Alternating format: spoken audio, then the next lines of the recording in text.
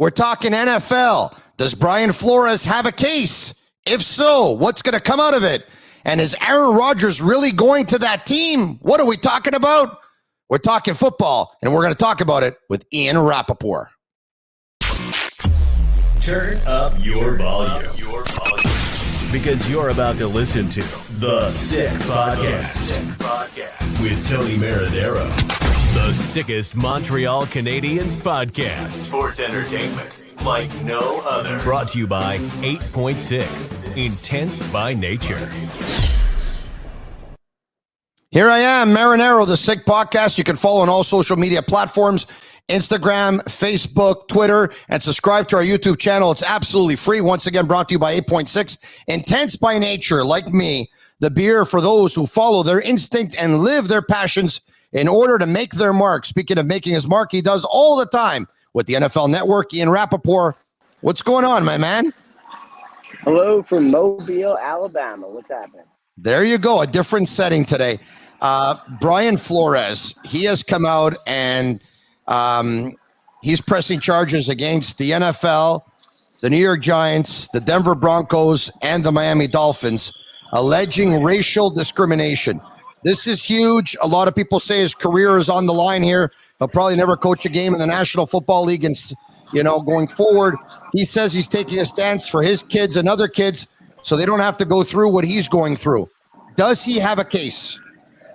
He believes he does have a case, and everyone who has been accused of everything in the lawsuit has denied it, which I think is pretty standard. And we will see. I mean, the NFL is, I'm told, investigating the claims that the Dolphins offered to pay him $100,000 to tank for the draft pick that ended up being Joe Burrow. We will see where that goes. And for Brian Flores to file a lawsuit, to know that he is telling the truth, you would think that he would have some sort of evidence. I mean, this is a serious thing.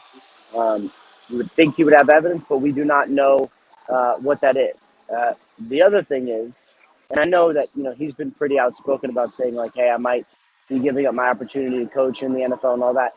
We actually don't know that, and he is still a finalist for the Houston Texans job.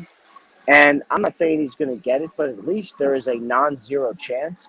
So there is a possibility after all this that Brian Flores actually ends up with the head coaching job, which is just really fascinating too. Let's just say that he has proof. It's hypothetical here, that he has proof that the owner of the team offered him $100,000 to lose games so that they can tank and have a chance at the number one pick overall. What do you think would be the reaction of the National Football League at that time? Yeah, I mean, that would be bad. That would be dramatic and bad. And, I don't know what the reaction would be, but I would assume it would go from serious discipline to worse. Fines, loss of draft pick to worse, which would be, the most catastrophic of disciplinary measures. The NFL has not forced someone to give up a team in a very long time, I cannot remember one off the top of my head. I know Jerry Richardson sold the Panthers, but he was going to sell anyway. That was his choice. Dan Snyder, considering what he's gone through, still obviously has the Commanders, actually. I was going to call them the Washington football team, but now they're the Commanders. So, we will see. It obviously is serious. Ross has denied it. He said he is hurt personally, and the NFL is going to investigate. I think the Tennessee Titans need a better quarterback to win the Super Bowl. I think they recognize that they have a lot of talent on that team, and they can go for it. Ryan Tannehill obviously did not end his playoffs in the way he would have wanted to. And now there's a rumor that Aaron Rodgers is buying a house in Tennessee, which leads a lot of people to believe that he's going to be the next quarterback of the Tennessee Titans. Now, we'll start with this. Can they move Tannehill's contract, and how difficult would that be? Could they could move it, but it would be difficult. Look, he's a starting quarterback in the NFL who's got a great resume, who's a good guy, who's got a lot of talent. Like, they would be able to trade him. There would be an enormous cap hit, $28 million, plus you'd have, Rodgers would get a new salary as well. It's all doable. I mean, the Rams and the Lions moved Jared Goff and Matthew Stafford. Both had, Goff especially had a horrendous contract. He got moved. So it's all possible. Is it likely because Rodgers is, building a house in Nashville allegedly? Like, I wouldn't say it's likely, but at least it's not the craziest thing I've ever heard. Let's just say Aaron Rodgers goes to the Tennessee Titans. Are they your favorite to win the Super Bowl next year? Yes or no, and why? Yeah, I mean, I think that's probably right. The only thing I would say to that is I look around the league, I look at all the different options, look at the Broncos, look at the Titans, look at all the teams that need a quarterback. I am not sure that any of them are in a better position than Green Bay. And if Aaron Rodgers' goal is to win the Super Bowl, then Green Bay might be the best chance. And I know, like, there was some unhappiness and there was a relationship between the GM, and I think all of that's gotten better.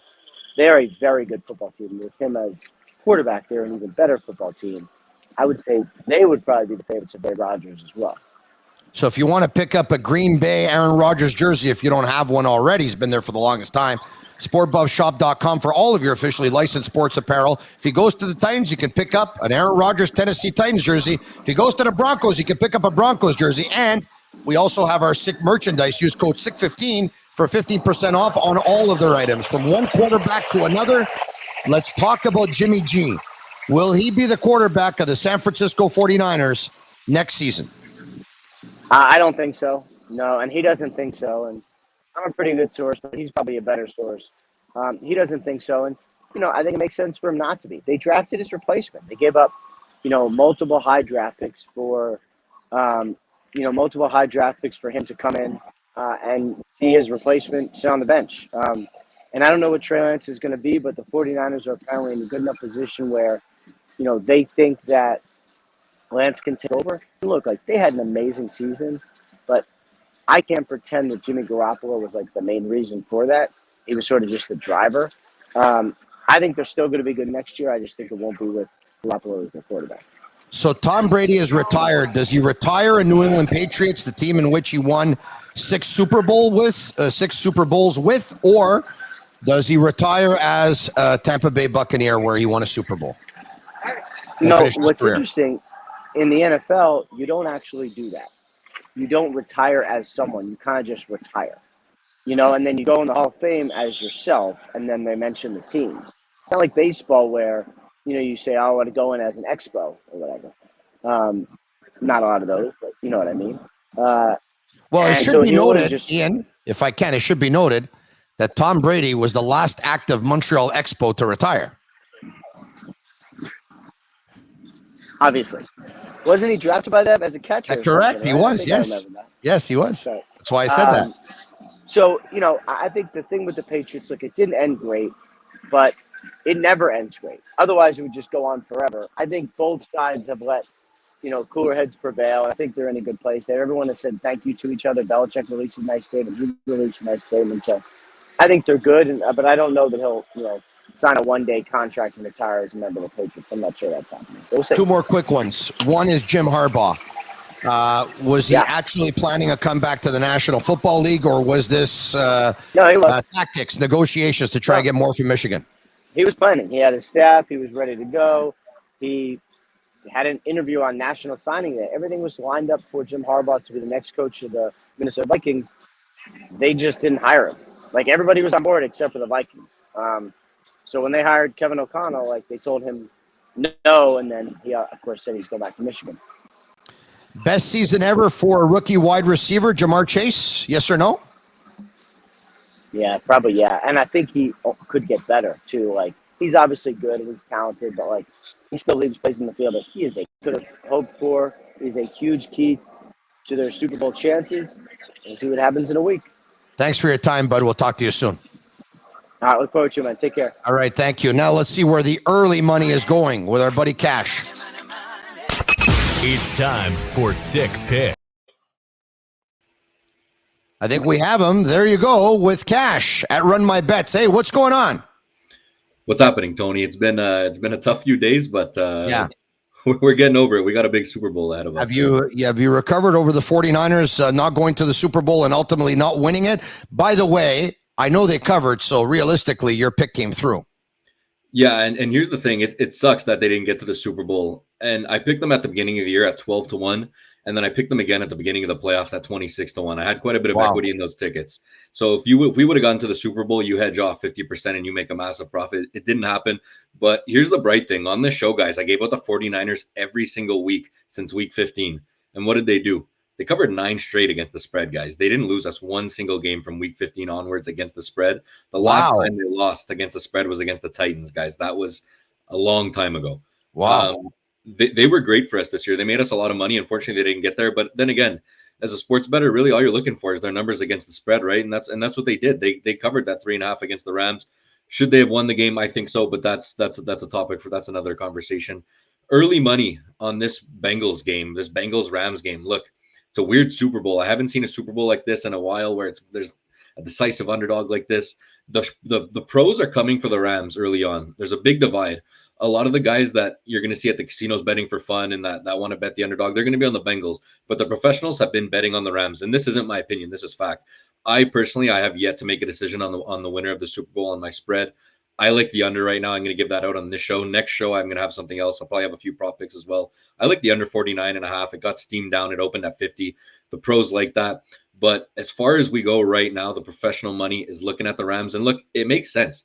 The Rams are legit. They don't really have a weakness on their team. If you look at the metrics, they're better passing game, better defense. They're better on defense. They're a better rushing game as well. The Rams are just all around the better team, so I can understand the professionals backing them. However, this isn't a pick 'em game, guys. This is a 4.5 point spread in the Super Bowl. Underdogs in the Super Bowl, they do pretty well. And look at this kid, Joe Burrow. Has this kid ever lost a playoff game? So, I know the Super Bowl is still quite a ways away here, in just over a week, but I have to ask you a question today, and I know you're still going to take a look at it next week. Who's got the better quarterback? That's the team with the better quarterback usually, and not always, usually wins the Super Bowl. You're right, and that's a really, really tough question. I think you got to go with Joe Burrow. Just looking at a spread perspective, I have Joe Burrow about worth 6.5 points to the spread, and I have Matt Stafford worth between 5 and 6. So you're going to have to go with Joe Burrow, which is ridiculous because this guy's it's his second year in the league, but he got injured last year and they didn't have much of a team. This is really his first big push. I'd have to go Joe Burrow, and that's another thing, Tony.